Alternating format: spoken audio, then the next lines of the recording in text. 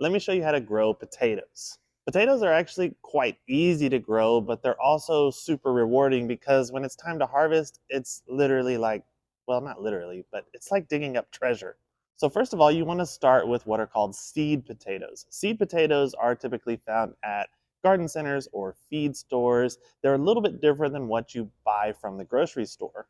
By buying seed potatoes, you're going to buy plants that are generally free of any disease or pathogens, and they also haven't been treated with anything that will stop them from sprouting. A small potato like this will get you one potato plant, whereas a larger potato like this, you might be able to get 3 or 4 new plants from one potato.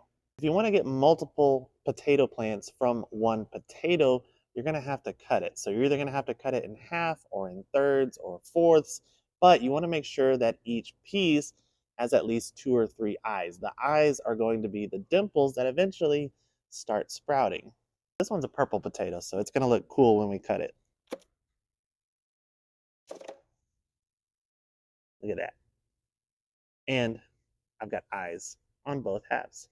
After you cut your potato, you want to leave it alone. So just set it on your countertop or somewhere where it can dry out and callus over for at least 2 or 3 days. The reason why you let them callus for at least a few days is to make sure that they're not going to let too much moisture into those fresh cuts, which could cause those potatoes to rot when they're in the ground. And if you happen to forget about your callousing potatoes and you leave them for a couple of weeks and they start sprouting, that's no big deal. You could go ahead and plant them anyway. So while you're letting your potatoes callus, it's time to prep your soil. So if you are planting in a container, you just want a nice, well-draining mix. So potting soil works really well. If you're planting in the ground, once again, it needs to be well drained and you need to add in lots of organic material into your in-ground garden. So lots of compost and things like that. And you may want to mound up the soil a little bit. That way you can plant them a little bit on a hill so that way they will drain out nicely. Now remember that each piece of potato will produce an entire plant. And so you want to make sure that you space out these pieces about 12 inches in the garden to give that plant enough room to grow. And when you do plant them about 3 inches below the surface of the soil. It doesn't really matter which way you put up. I would probably put this side down, but it doesn't matter.